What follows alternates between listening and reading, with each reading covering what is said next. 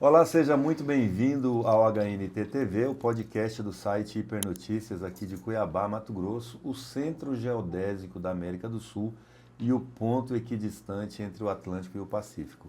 Eu sou o jornalista Kleber Lima e hoje eu tenho a honra e a alegria de receber aqui em nossos estúdios o deputado estadual de segundo mandato, Sargento Eliseu. Sargento? Deputado Eliseu Nascimento. Deputado Eliseu Nascimento. Deputado, grato ao senhor por aceitar o nosso convite, atender e estar aqui conosco para um bate-papo sobre a sua atuação parlamentar e outros assuntos aí do universo político. Bem-vindo.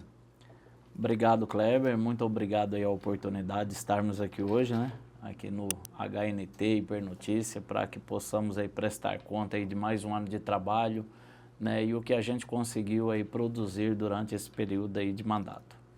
Vamos começar por aí, então. Como é que é o balanço que o deputado Eliseu Nascimento faz, em particular desse ano de 2025? A gente teve, assim, alguns momentos bem movimentados lá na Assembleia Legislativa, a exemplo do que aconteceu muito recentemente, na semana passada, que foi a votação do reajuste dos servidores do Poder Judiciário. O senhor diria que atualmente a Assembleia tem a independência necessária para legislar ou ainda é, como já foi em alguns momentos, puxadinho do Executivo? Bom, cada deputado ele tem sua particularidade, né? Eu fiz questão de colocar o meu voto, né? Registrado, publicado na minha rede social, que votei a favor do servidor público, como sempre votei, até porque sou servidor público, né? Sendo da segurança, independente dos poderes, qual seja o projeto que chega que é em benefício da categoria, eu sempre votei favorável e sempre vou votar, né? Essa independência aí eu sempre tive, né? E o governo sempre respeitou, né? Essa minha situação até político de serviço público, né? Como representante de servidores públicos. Então, para mim, sem problema, né? Mas cada um ali tem sua área de atuação, sua particularidade. O placar final ficou 10-12, né? Ficou 10-12. O senhor está entre os 10 que votaram com servidores. Confirmado e publicado no meu Instagram. Nesse assunto ainda, tem uma coisa assim que muita gente considera uma incoerência do governo, que ao mesmo tempo que o governo anuncia superávit, que incrementou muito a arrecadação, que tem recurso para investir, muito recurso para investir, ele alega falta de recurso para conceder um reajuste dessa natureza. E o pior, né? Na véspera de um ano eleitoral. Assim, esses dois aspectos, o senhor considera uma incoerência esse argumento? E também o senhor considera que falta sensibilidade política ao governo em alguns assuntos, como nesse caso dos servidores? Eu acredito que fazer aí as correções que o Estado necessita, né, no início de qualquer gestão é necessário, né? E muitas vezes o próprio servidor público ele paga com isso. Mas não dá para ficar 8 anos aí, né, no mandato, superávit, o cofre do governo bombando e fazendo apenas investimentos aí, né? E deixando aí o servidor público que é quem movimenta a máquina, sem esse reajuste ou sem mesmo uma reposição salarial, porque na maioria dos servidores públicos são reposições, índices inflacionários, né, que ficaram aí sem ser pago, inclusive no período aí, né, de congelamento que teve aí bem no início da gestão do governo, quando pegou o Estado falido, né? Eu sou servidor público da Polícia Militar. Nós temos aí um salário muito abaixo aí de outras categorias, como é a própria Polícia Civil, né? A Polícia Penal, ela conseguiu aí avançar e o último posto, a última classe da Polícia Civil, da Polícia Penal, acabou tendo um valor aí equivalente ao que um subtenente passa mais de 25 anos aí para chegar ao posto de subtenente para poder ter esse salário equivalente. Então, tanto que até digo, em relação agora a gente conseguiu avançar na questão de vagas, porque todas as categorias ela consegue chegar ao último posto das suas classes. Promover, né? Andar na carreira. No máximo 10, 12, 15 anos. Progredir, né? Progredir, né? A progressão. E nós tivemos aí policiais militares que passaram aí quase 10 anos no posto de primeiro sargento, esperando vaga de subtenentes, porque os subtenentes não conseguiam avançar, porque não abria curso interno de oficial administrativo, que é o caso do CAOC, e também não aposentavam porque não tinham o tempo, o tempo suficiente para poder aposentar. E agora, em dezembro de 2024, depois de 10 anos dessa luta e já no segundo mandato, eu consegui desengavetar uma LOB, né, que é uma lei de orçamento da categoria, que estava engavetada há um tempo, porque tinha ido de forma desproporcional ao que realmente atenderia o interesse de toda a categoria militar.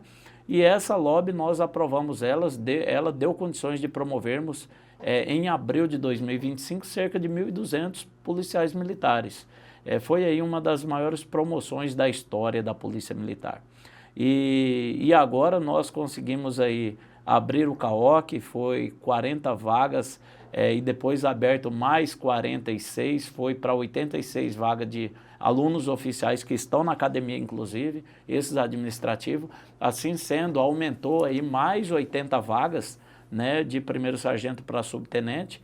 Tínhamos aumentado 360 vagas de subtenentes, ou seja, quase 440 vagas de subtenente. Então, nós destravamos o quadro. Além de 300 vagas de terceiro sargento, que nós conseguimos, promoveu todos que estavam na fila, que seria a média de 250, sobrou ali uma gordurinha ainda, né, uma quantidade. Agora, nós conseguimos destravar ainda o gatilho, para poder promover 1.200 soldados a cabo, que será essa promoção agora, na semana que entra, entre dia 12 a dia 15, que será essa promoção maciça de 1.200 soldados a cabo. Também destravamos do Corpo de Bombeiro, que na semana passada nós promovemos aí 317 soldados a cabo, promoveu também aí cerca de 49 oficiais do bombeiro, que são esses referente à CAOC do bombeiro. Então, nós conseguimos progredir na questão de carreira, né? Mas isso é algo que é direito do militar. Então, o que o governo fez aí foi atender algo que realmente vem de encontro à justiça, porque as outras categorias têm as vagas deles asseguradas no automático, né? E o nosso não. Então, nós conseguimos avançar. E daqui para frente continuará sendo automático ou não? Ou vai ter que criar a vaga de novo se um dia estrangular? Nós estamos com o quadro destravado agora, né? Agora está destravado, devido a essa LOB que foi aprovada. E a gente espera, né, logicamente, que esse quadro ele mantenha-se aberto. Teremos agora promoção de formatura de mais 200 policiais, soldados que estarão formando, que serão aí formados aí na mesma data que será promovido esses 1.200 soldados a cabo. E esperamos que seja chamado uma nova turma de aprovados que estão na lista ainda, né? Esperamos que seja chamada a média de 500 a 600, porque realmente o déficit do efetivo é grande. Essa é uma pergunta que eu faria para o senhor agora. Como é que está? O senhor falou muito dessa coisa da progressão interna na carreira, né? Mas como é que está essa relação do efetivo com as demandas do Estado? Existe uma indicação assim clássica? Olha, o ideal é você ter um policial para cada 100 habitantes. Existe isso ou não? Ou é a critério mesmo, assim, a prerrogativa do governante? O quadro necessário de policiais no almanaque da Polícia Militar deveria ser em cerca de 12 mil a 13 mil policiais.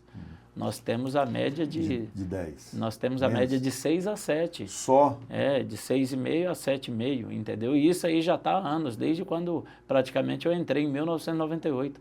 Agora, veja você, a minha turma de 98, as policiais femininas, elas aposentam com 5 anos a menos, né? Então, você somar aí o período que já está de efetivo trabalho prestado, fora aqueles que têm um averbamento, uns que servem ao exército, outros que têm aí carteira assinada aí de um tempo de trabalho fora antes de entrar na Polícia Militar. Então, da minha turma já foram vários aposentados. Agora, você imagina, né, essa turma quando completar seus 30 anos. As policiais femininas já teriam aposentado 5 anos antes, e aí vem os homens que estarão aposentando já nos próximos anos aí, até 2027 possivelmente estarão praticamente todos aposentados. Então, é um déficit de cerca de mil policiais, né? Então, repondo com 200, 300, né, infelizmente vamos ficar enxugando o gelo de uma forma desproporcional, né? E o efetivo realmente precisa, porque hoje nós estamos aí com alto índice de crescimento das facções criminosas. Pronto, né? esse entramos num assunto que é o assunto do momento, né? Qualquer pesquisa que o senhor pega hoje no Brasil, nos estados, nos municípios, hoje, exceto quando existe alguma particularidade muito específica ali em relação a outro tema, como saúde, que às vezes aparece, mas a preocupação da população é com segurança pública, porque a segurança não deixou de ser um problema que acontece no bairro do outro, acontece em todo lugar, né? Muito em função da ampliação das facções. Outro dia foi divulgado que existem facções criminosas nos 141 municípios de Mato Grosso, 142 municípios de Mato Grosso. Município pequenininho de 1.500 habitantes tem facção.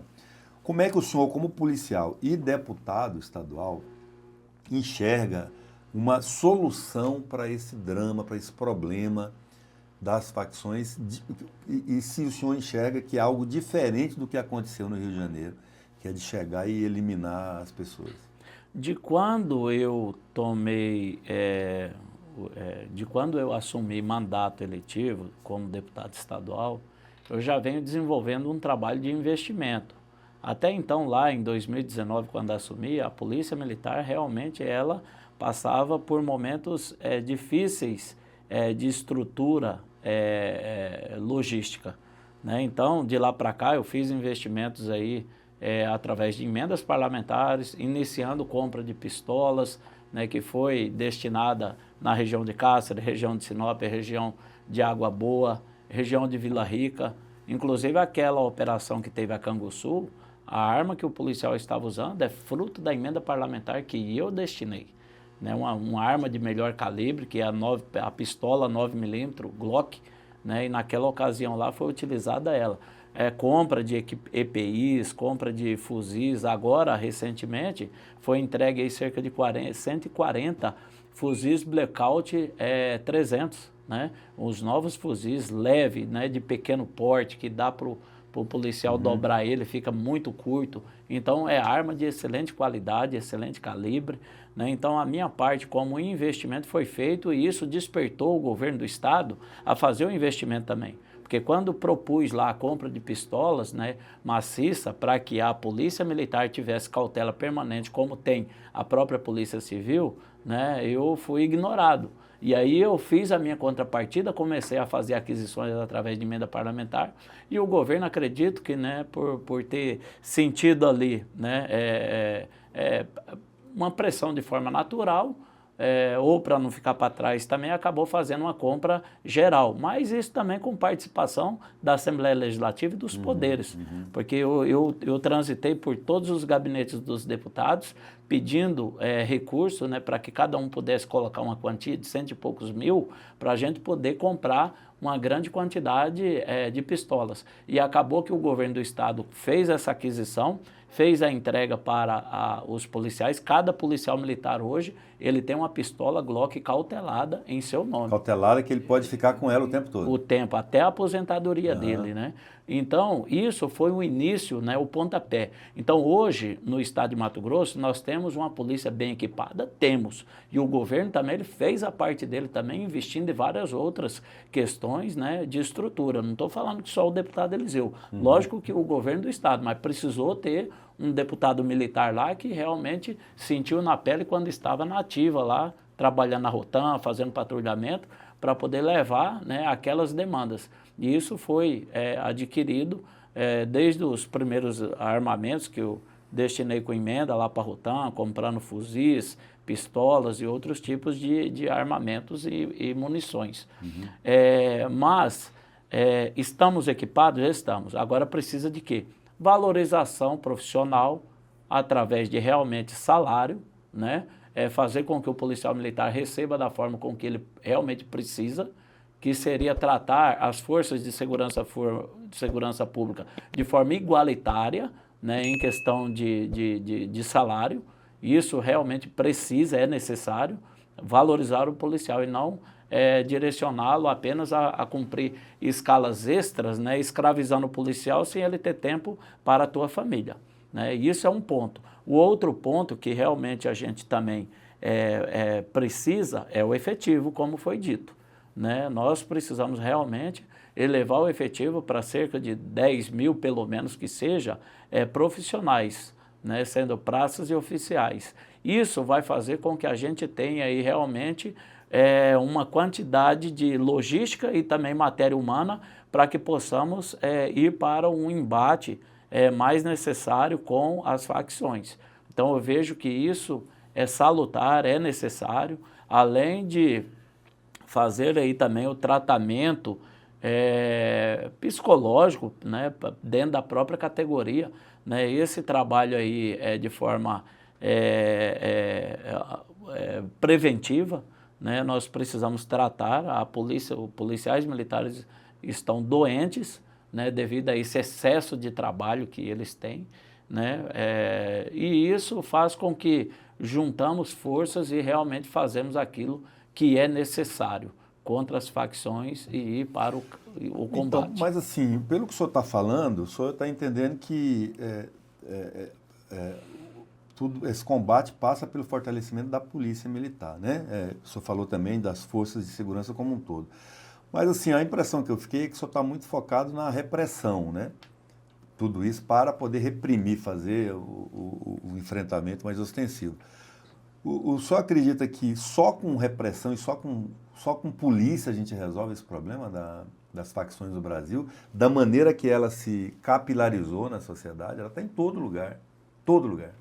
Nós precisamos de outras ações também, em outras forças, tanto a força da segurança pública, da própria Polícia Civil, fazendo um trabalho mais avançado em questão de investigações, levantamentos, né, pontuando esses líderes, né, de facções, o judiciário contribuindo. É um elo de forças que realmente precisa de várias mãos, né? O judiciário colocando aí à disposição os mandados de prisão, mandado de ordem judicial para poder fazer aí as inclusões, né, em residências e etc.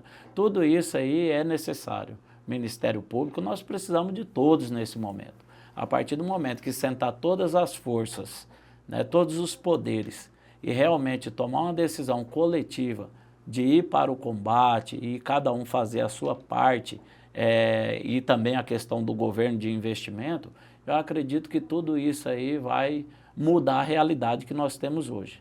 Tá certo? Não é só a repressão, né? Nós precisamos também de ações, né, de outros poderes, que tudo isso que tem sido esperado pela sociedade, né? Então eu vejo dessa forma.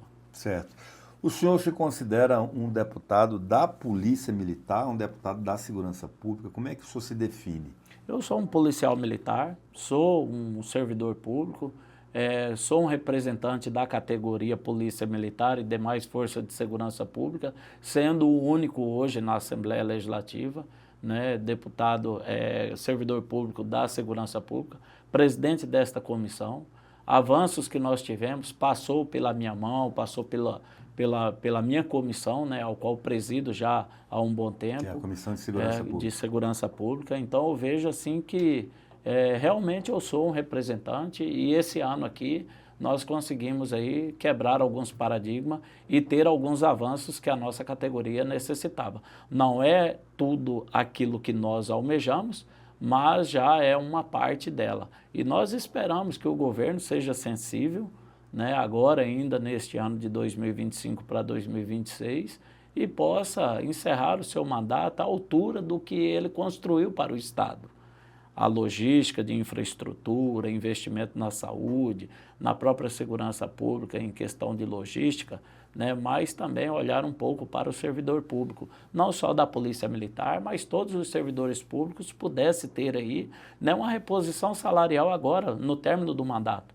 O Mauro, ele faz um brilhante trabalho, faz, né, e eu me sinto honrado em fazer parte da base do governo, sou base declarada, né, e graças a Deus eu também tenho minha parcela de contribuição com tudo isso, mas fechar com chave de ouro é realmente conceder uma reposição salarial a todos os servidores públicos, além do RGA. Entendi. De um tempo para cá, acho que desde a sua eleição como vereador de Cuiabá, nós estamos registrando assim um aumento da presença de policiais em geral, mas em particular militares na política. Então, teve o senhor, teve o sargento Vidal, que foi vereador também em Cuiabá, o tenente Pacola, que também foi vereador em Cuiabá. Aí hoje nós temos o coronel Assis e a coronel Fernanda como deputados federais, tem o tenente coronel Dias também como vereador, e já outros nomes se colocando provavelmente para disputar no ano que vem, como o atual secretário de Segurança Pública, o Roveri, o ex-comandante-geral da PM, o Coronel Mendes, né? Só acha que essa coisa, ela vai ampliar mais ainda, essa presença dos militares na política? E da onde que veio assim, essa vocação de policial para a política? De tanto conviver assim com... No meu caso, por exemplo, eu tive algo, né, lá atrás que me proporcionou a chegar onde eu cheguei, né? Não foi apenas aí por ser militar. Eu fui um líder de movimento salarial em 2013 e 2014, na época que nós tínhamos o quarto pior salário de praças do Brasil, né? E eu saí lá da Rotam, da rua, serviço operacional, aqui quase do lado aqui teve uma residência que a gente veio numa ocorrência aqui, entendeu? Aqui perto do estúdio aqui, me lembro como se fosse hoje, e eu estava naquela ocorrência, então a gente fazia o trabalho, eu fazia o trabalho operacional no meu dia de serviço e no meu dia de folga eu liderava o movimento salarial, sem eu ser representante de associação ou sindicato, qualquer coisa. Eu simplesmente fui um policial militar que me revoltei de nós termos um dos piores salários do Brasil, num estado tão rico, pujante, né? E a gente fazendo um trabalho no crivo, muitas vezes, de errar infração de segunda e pagar com a nossa liberdade ou mesmo com a própria vida, né? Então, naquele momento ali, a gente conseguiu avançar, foram 8 meses de movimento sadio, né? Eu respondi processo, inquérito, fui perseguido por tentativa de transferência, tentativa de prisão da minha parte, né? E tentativa até ameaça de morte eu sofri dentro da Polícia Militar. Uau. Não por ser bandido, por ter traficado, por ter feito qualquer coisa de errado e ilícito, por eu simplesmente ter me revoltado, né, pelo que era de nosso direito, que era um salário digno à minha categoria. Por isso eu fui perseguido, entendeu? Então, daquele momento ali que eu passei tudo aquilo, disputei a eleição, fiquei primeiro suplente de deputado em 2014, mas também de votos oriundos também do meu trabalho comunitário que eu já vinha desenvolvendo lá no bairro Altos da Serra. Você era secretário do município, você lembra do trabalho que a gente fazia, né? A pavimentação asfáltica lá no Altos da Serra foi um ponto crucial, o trabalho todo que nós fizemos junto com meu irmão, que é vereador de Cuiabá hoje, o Cezinha Nascimento, e tudo aquilo ali, juntando tudo, me proporcionou a ser o 7º mais votado vereador em 2016.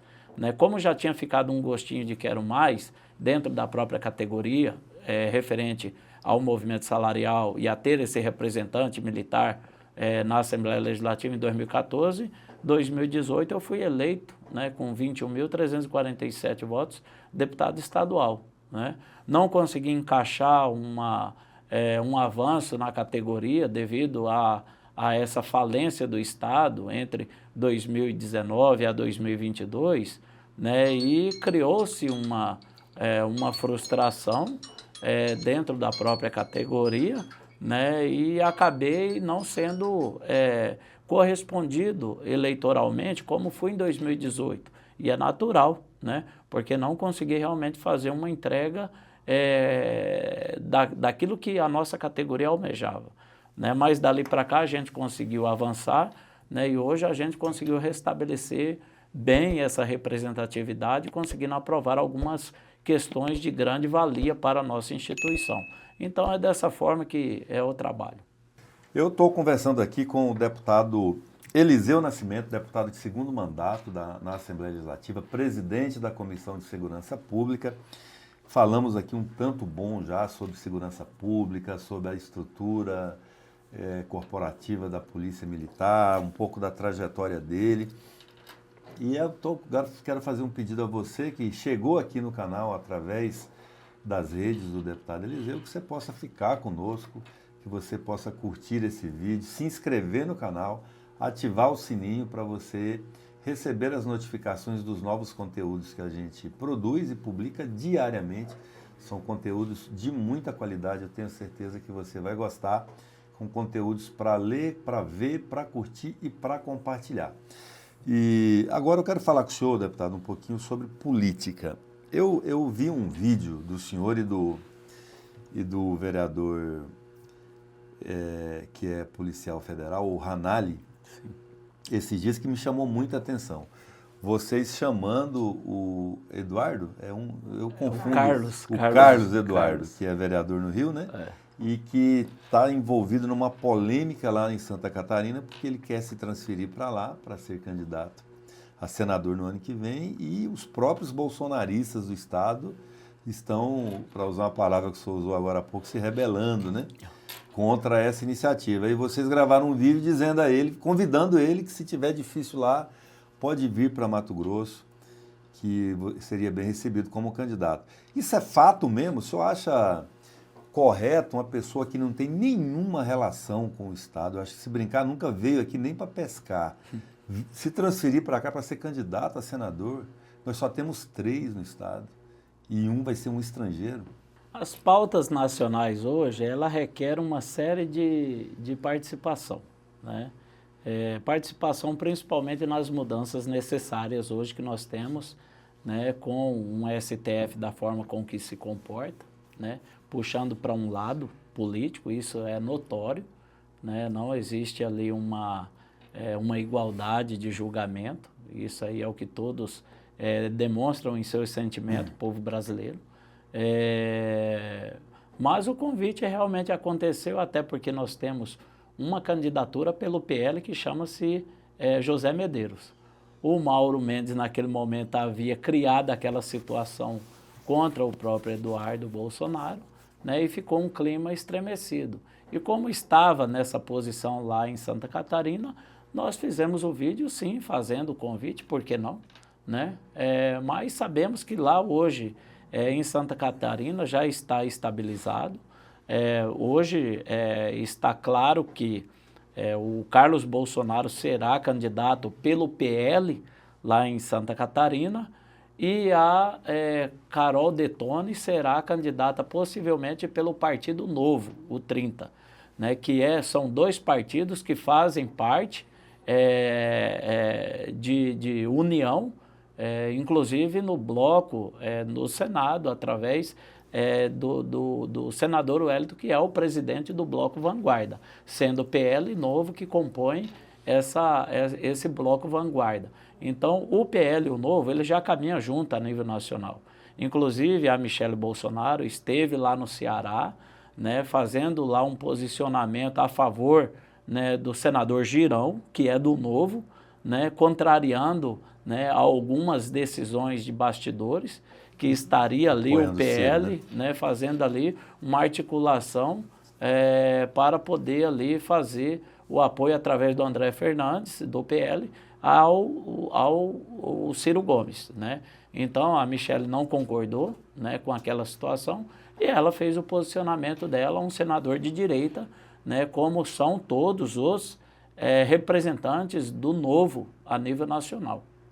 Assim, a impressão que fica, eu quero insistir nesse assunto, porque assim, não existe bolsonarista qualificado nos estados para disputarem, por que precisa trazer uma pessoa que, eu insisto, que não tem nenhuma relação, que ainda acha que a capital de Mato Grosso é Campo Grande. Quer dizer, qual que é o sentido disso? Vou até auxiliar o senhor na sua resposta, porque nós já tivemos um caso desse em Mato Grosso, do senador Roberto Campos, que era deputado pelo Rio, morava já no Rio de Janeiro. Roberto Campos foi ministro da Economia, uma grande cabeça do Brasil. E acabou sendo candidato aqui porque ele fez uma avaliação, isso é registro histórico, tá? Que seria muito mais barato para ele se eleger depois no Rio de Janeiro, no Morro, do que vir fazer campanha de novo em Mato Grosso, porque aqui era muito grande, a densidade eleitoral muito pequena. Mas tem uma diferença. O Roberto Campos é mato-grossense, é livramentense, né? Foi embora estudar e depois retornou a casa. Agora, o Carlos Bolsonaro, a impressão que fica é que o interesse não é o do Estado. O senador representa o Estado, não é assim? Sim. Os deputados representam os eleitores, a população, e o senador representa o Estado. O interesse aí, ao que tudo indica, é defender o Carlos, a família Bolsonaro. Então, eles vão dividir os membros da família, um para cada canto, para que eles se continuem no poder. Eu vou dar a oportunidade do senhor de novo falar sobre isso. O senhor acha que isso está certo? Na verdade, não seria a questão do poder em si, mas sim fazer a maior bancada de Senado para tentar reverter essa injustiça que aconteceu com o presidente Bolsonaro. Tudo bem, mas não tem outro bolsonarista de confiança, só tem que ser da família? Não, aqui, por exemplo, não tem outro? Como teve essa situação lá em Santa Catarina, nós posicionamos ali. Hoje está resolvido lá, né?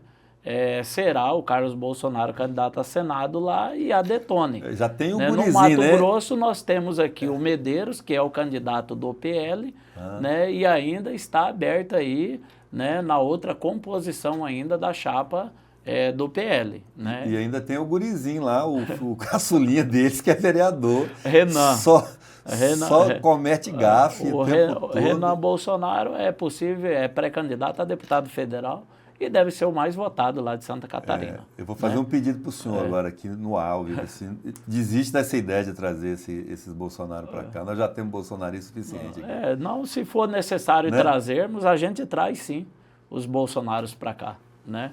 Falar nisso, vamos falar de candidato a presidente agora. O senhor está aí defendendo essa candidatura do Eduardo? Eu estou no PL a caminho do Partido Novo. Né? O Partido Novo tem o pré-candidato Zema. Né? Agora teve aí a definição do presidente Bolsonaro em relação à candidatura do Flávio Bolsonaro. Nós, diante dessa construção que está sendo feito de PL e Novo a nível nacional, inclusive como estado que eu citei, o estado do Ceará, com o senador Girão, pré-candidato a governador, como é o caso lá também de Santa Catarina, né, da Carol Detone, migrar para o Novo também, para poder ter uma candidatura do PL, outra do Novo a Senado. A gente ainda aguarda uma definição nacional, mas acredito que podemos ter aí uma candidatura de Flávio Bolsonaro a presidente da República pelo PL e o próprio Zema poderia ser o nome a vice, né, pelo Novo, por estar ali no segundo maior colégio eleitoral, que é Minas Gerais. E por não estar performando, né? Exatamente. Não decola a candidatura dele, né? Não, o Zema ele tem a quantidade de voto dele, é expressiva. Lá em Minas Gerais, né? Lógico, é necessário, ou sendo candidato a presidente, para poder manter esses votos da direita, que hoje é concentrado para o Zema, lá em Minas Gerais, e não voltar esses votos para a esquerda, como foi na época de Dilma, né? Minas Gerais ali sendo ali um grande colégio eleitoral da esquerda. Então o Zema veio para poder mudar essa realidade, mudou o estado de Minas Gerais, colocou o estado de falido, né, e destruído numa condição hoje equilibrada economicamente, um dos estados melhores, onde a Polícia Militar é a primeira ou a segunda mais bem paga do Brasil, né? E isso a gente tem aí claramente um bom administrador, mas a gente espera que essa composição ainda aconteça, de ser o Flávio Bolsonaro, como anunciado do PL, o candidato a presidente da República, com o vice Zema, né, que seria um grande administrador e um ponto de equilíbrio também. Né? Então a gente espera isso. Mas se porventura manter a candidatura do Flávio Bolsonaro, como já está anunciada, o presidente da República, candidato a presidente da República, e o próprio Zema vir candidato a presidente da República, seria também uma forma de fazer com que o segundo turno estivesse claramente pronto. Né? O próprio Zema, quando veio aqui ao encontro que nós estivemos, ele deixou claro que o presidente Bolsonaro, né, manteve aberta a candidatura do Zema, né, inclusive quanto mais pudesse também ter outros candidatos da direita a presidente, agora no primeiro turno, levando ao segundo turno e tendo essa composição de união contra o PT, né, o Bolsonaro não discorda disso, né, deixou bem claro que concordaria. Né, mas nós sabemos que a força bolsonarista, a força do Flávio Bolsonaro, pela decisão do presidente Bolsonaro, é muito grande. Né? Então a gente acredita que o Flávio venha para o segundo turno e vença as eleições, e nós estaremos juntos nesse apoio ao Flávio Bolsonaro para ser o presidente da República.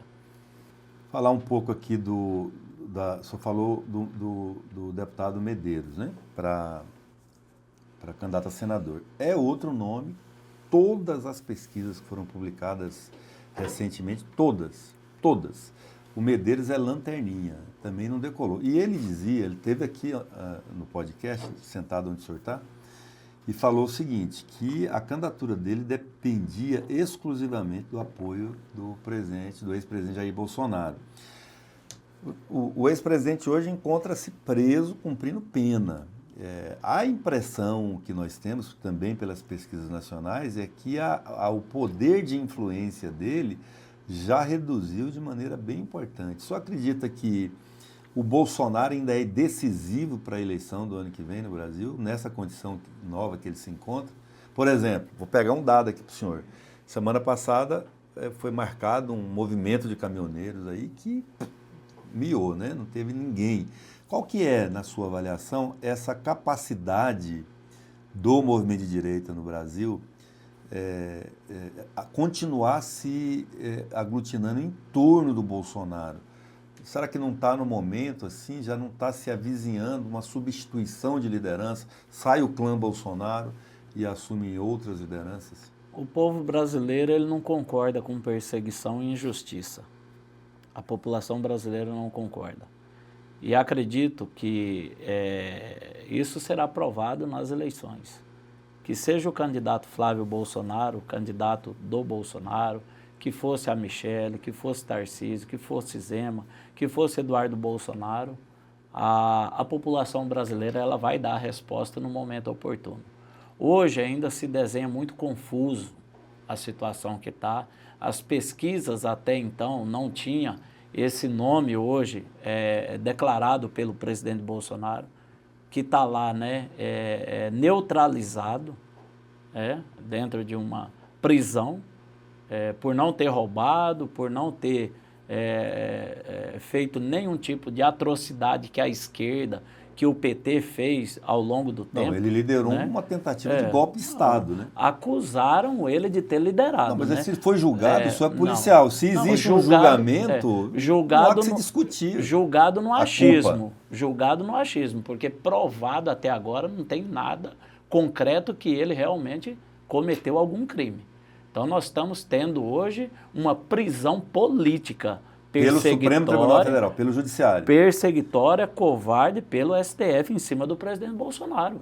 Isso é claro. Isso é narrativa, né, eu não vou deixar... O senhor é policial, o senhor prende bandido, leva para a justiça. Quem julga a culpa ou a inocência do bandido, do suspeito, é o Judiciário. Foi o que aconteceu com o presidente Bolsonaro. Na verdade, não é nem o Judiciário que está julgando, né?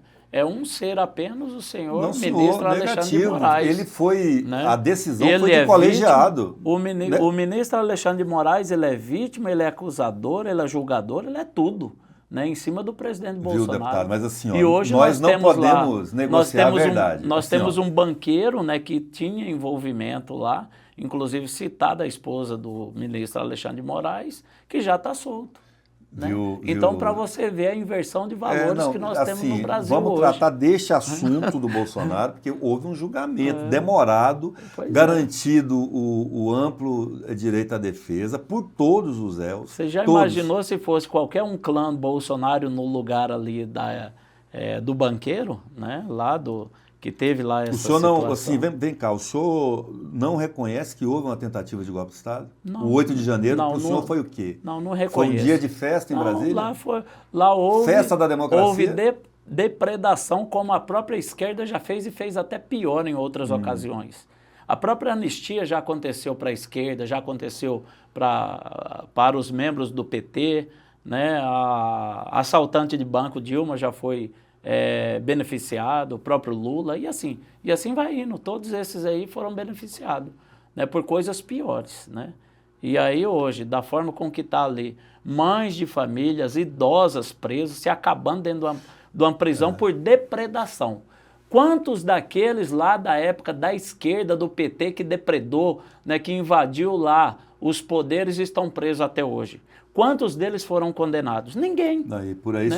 então, assim, por aí, como outros erraram, assim, um erra, o outro pode errar. Isso quer dizer? Aí é onde chega... É a pedagogia bolsonarista. Aí é que chega a resposta, né? Porque você bem disse que eles cometeram, né, crime contra a nação e etc., como estão sendo acusados e condenados injustamente. Julgados de forma injusta. Né? Agora, a esquerda ela pode fazer tudo, fez tudo e não tem ninguém preso. Esse comparativo que tem que se colocar na balança do que realmente é a anistia no Brasil. A anistia só vale para esquerdista, a anistia ela só vale para ladrão, né? Como é o que o próprio PT fez com o Brasil, a esquerda fez com o Brasil. Porque, por outro lado, não está tendo. Então, está sendo apenas um peso e uma medida. Infelizmente, essa é a realidade. O senhor está esquecendo do tanto de pessoas que foram presas por causa do mensalão, por causa do petrolão, né? E cadê eles? E cumpriram as penas. Tem algum preso? Tem nada. Ou cumpriram as penas, ou um foi depois Kleber, em grau de recurso. Kleber, né? O Lula foi preso por um julgamento que depois foi anulado. E foi descondenado. Foi anulado. Ele foi descondenado em tempo hábil para ele se tornar presidente da República, colocado pelo próprio STF. Tá, assim, eu tenho uma curiosidade, eu vou perguntar para o senhor. Essas suas posições, eu conheço o senhor, como o senhor falou aqui, como jornalista, acompanho a sua trajetória há muitos anos. E eu fico, assim, às vezes, intrigado com alguns posicionamentos seus. Então, eu estou querendo, assim, só responda se quiser, tá? Mas eu tenho que perguntar isso, senão depois, na hora que eu assistir a entrevista, eu não vou me perdoar de não ter perguntado. Assim, o senhor acredita mesmo nessas coisas que o senhor está falando, ou o senhor está falando para hypar, né? Que é uma linguagem aí do internetês, para se conectar com essa bolha? Porque eu, assim, às vezes eu fico com essa dúvida, se o senhor realmente acredita, se o senhor está ouvindo o que o senhor está falando, se o senhor acredita. A questão não é acreditar, o Kleber. Tudo hoje prova-se que é isso que a gente está defendendo, não só eu, como qualquer outro que é de direita, defende. O povo brasileiro ele não concorda com injustiça e não concorda com esse ato perseguitório que está acontecendo. Isso será provado nas urnas, né? Porque, como eu disse, esse comparativo de direita e esquerda aí, e você tem ciência, você é um jornalista, você é um cara bem conceituado, que tem conhecimento, você sabe que o que aconteceu com a esquerda lá atrás e o que aconteceu com a direita é algo praticamente igualitário em questão de ocupação lá do Congresso, né? E condenações que não aconteceu lá naquela ocasião e agora aconteceu por 27 anos ou mais. Você está entendendo? Então, a condenação do próprio presidente Bolsonaro é por suposição de ter armado o golpe. É por suposição. Porque não existe nada lá concreto, que o presidente Bolsonaro cometeu esse tipo de crime. Mas o senhor concorda então, que golpe de Estado é um crime, contra a democracia? Não, golpe de Estado é um crime. Não, independente se ele fez ou não fez, o senhor concorda que o que aconteceu não foi golpe de Estado. A questão lá dos poderes foi ocupação com depredação. É outro caso. E isso dá-se condenações mais brandas, né? E pode ser colocado, né, um perdão através da anistia, como aconteceu lá em outras ocasiões, em fatos até piores pelo que a esquerda plantou. Quando as pessoas lutavam por democracia, agora foi o caminho inverso. Não, democracia... As pessoas que o senhor está se referindo, assim, é preciso também, por registro histórico e por honestidade histórica, a gente lembrar que a esquerda, que o senhor tanto fala, independente da experiência do Lula no governo, o mundo não se resume a Lula e Bolsonaro, a história é mais ampla, né? A esquerda no Brasil, milhares e milhares de pessoas morreram, foram torturadas ou simplesmente desapareceram por lutar por democracia, deputado. Era essa a grande bandeira. E aí essas pessoas que foram perseguidas pelo regime militar durante os 21 anos de ditadura, é que foram, depois receberam um indulto chamado anistia, porque elas lutavam por democracia, para que o senhor hoje possa ser deputado. Talvez, se elas não tivessem feito aquele sacrifício naquela época, talvez o senhor hoje não fosse deputado, talvez eu não fosse jornalista e nós não estaríamos aqui tendo esse bate-papo livre, né? Então, eu só faço questão de pontuar isso. Mas eu quero, assim, para aproveitar os nossos minutos finais, falar um pouco do senhor agora. Como é que está o projeto aí do deputado bonitão da Assembleia Legislativa? Primeiro fala disso, como é que foi essa transformação assim do senhor? Qual foi o dia que deu um estalo assim, falou, não, vou mudar? Chega um momento na vida que a gente começa a olhar para si próprio, né? E eu entendi que era um momento, né, de cuidar um pouco, né, da minha saúde bucal. Eu fiz implante 100% dentário. É algo que hoje eu levo um trabalho às cidades, principalmente da Baixada Cuiabana, que é saúde bucal à população de forma gratuita, através de recurso de emenda que a gente coloca nos municípios. Quando eu tinha meus 14 anos, eu já era desprovido de ter dentes naturais, né, por vir de uma família com carga dentária frágil, né, e pais que tinham 7 filhos que não tinham condições de tratar, né, levar a fazer tratamento odontológico. Naquela ocasião não tínhamos aí as unidades básicas de saúde, né, com atendimento odontológico como hoje nós até temos, né. Algumas atendem, outros não, mas isso a gente tem hoje e na época não tinha, né, você sabe disso. Pegando aí há 35 anos atrás, a gente não tinha esses mesmos mecanismos que nós temos hoje. Só ia no dentista então, trabalhava, quando aguentava de dor, né? E trabalhava desde criança e quando trabalhava era para poder ter um recurso para poder pagar o dentista para extrair aquele dente que estava doendo. Não era nem para fazer o tratamento, obturação ou restauração. Então, tudo isso eu vivi, né? E quando chego a um momento hoje de ter condições de fazer um implante dentário com essa tecnologia que chegou, né, e teve aquela mudança realmente no meu visual, é natural, né, quando você tem uma mordida interna, né, do dente superior e depois você, através de um tratamento, você consegue moldar realmente uma mordida correta e isso realmente dá um realce, né, na sua boca, né, então começou por ali e aí eu comecei também a me cuidar, academia, perder peso, perdi cerca de 15 quilos, né? Na verdade, 19 quilos. Eu estava pesando 99 quilos, comecei a fazer um trabalho, tem 3 anos e meio que eu estou me dedicando à academia, hoje já fui, eu acordo 5 horas da manhã, junto com minha esposa, e a gente vai, cuida da nossa saúde, né? E isso fez com que as coisas na minha vida mudou. Né? Então, tenho uma autoestima elevada, uma saúde bucal hoje, e isso fez com que eu pudesse proporcionar àquelas pessoas, aquelas crianças, muitas vezes nas escolas, que não têm condições, né? Assim como eu não tive lá quando eu tinha 14 anos de idade. E aí nós estamos fazendo um investimento lá em Poconé, foi cerca de 2 milhões no primeiro ano, no ano de 2024. Esse ano tem mais 1,5 milhão para poder executar agora, que já vai começar o tratamento de saúde bucal.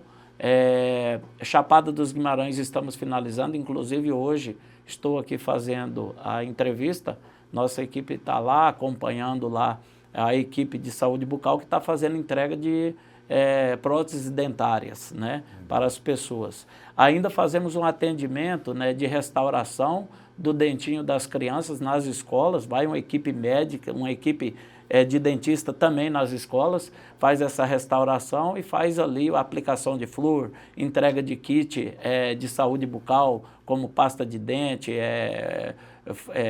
escova de dente, fio dental. Então, tudo isso a gente tem feito, né? Então, um projeto piloto de 2024, que nós iniciamos com o aporte de 2 milhões, nós ampliamos ele para 7 milhões agora no ano de 2025, sendo município de Nobres, que estamos executando, Chapada, que já foi executado, cidade de Poconé, que vamos iniciar a execução, e Várzea Grande também, que aderiu também, nós colocamos mais 1 milhão lá, né, desse montante de 7 milhões. E mais 1 milhão que eu coloquei em Várzea Grande para poder fazer aquisição de equipamentos, cadeira odontológica, vamos equipar as unidades básicas de saúde, né, com 1 milhão e vamos colocar mais 1 milhão para fazer o atendimento. Aqui em Cuiabá eu fiz o investimento de 1 milhão e 500, 1 milhão é para terminar aquela obra paralisada da Policlínica do bairro Planalto, né, que está lá paralisada desde a gestão passada, e mais 400 e poucos mil que vai ser dividido ali para terminar a obra de reforma da unidade básica de saúde do bairro Planalto. O vereador Cezinha também colocou mais uma contrapartida. Então, todo esse trabalho a gente vem fazendo. Então, essa mudança, ela vem ali também dessa parte de querer também sair um pouco da parte discriminatória. Principalmente alguns meios de comunicação que gostava muito de pegar uma foto mal posicionada, às vezes uma posição da boca, da mordida, tudo isso é colocado. E hoje, graças a Deus, qualquer posição que eu tiver, eu estou lindo na foto. Isso aí, muito bem. Feliz, assim, de o muito senhor bem, muito feliz. Nesse momento do senhor, assim, de sucesso, de prosperidade, né? E com essa já consciência. Sou avô. Já é avô, né? Já, a Helena está aí, já com 4 meses já. Helena, ó, Deus abençoe você. Amém. E o senhor é candidato à reeleição ano que vem, né? Sou pré-candidato à reeleição, né? Hoje, buscando essa ampliação da bancada da direita na Assembleia Legislativa, hoje nós temos apenas 2 deputados, Eliseu e Catani pelo PL. Né? Hoje o PL está construindo uma chapa forte. A de direita tem mais, né? De direita, tem outros partidos, Faisal, né? O Faisal está indo agora lá para o PL, para a filiação dele. Mas é de direita, né? Pelo menos se autodeclarado. Pô, agora sim, Júlio Campos, não tem como você excluir o Júlio Campos da direita. É o pai da direita de Mato Grosso, né? Isso. Assim, o projeto hoje da gente... 30 segundos. Da gente tá indo lá para o Novo, é justamente para podermos fazer uma chapa, elegendo a média de 2 a 3 deputados estaduais. O PL deve eleger a média de 3 ou 4 deputados estaduais e a gente amplia, né, pelo menos ali no mínimo para 5, 6 a 7 cadeiras, né, a bancada da direita. Diferente do que hoje nós temos, né, de partidos realmente declarados de direita. Existe partido centro-direita, né, como tem União Brasil, temos republicanos e outros. O PL e o Novo são partidos declarados de direita, direita raiz. E é isso que nós estamos trabalhando, na ampliação dessa bancada da direita. E teve um diálogo entre PL com o Novo, né, para que a gente pudesse fazer essa mudança e tá tranquilo. Estamos trabalhando isso. Tá bom, agradeço muitíssimo o senhor pela entrevista, por esse bate-papo. E a você que nos acompanhou até aqui, a nossa gratidão também. Até o próximo encontro. Deputado, grato, viu? Obrigado, Kleber. Sucesso para o senhor, boa sorte.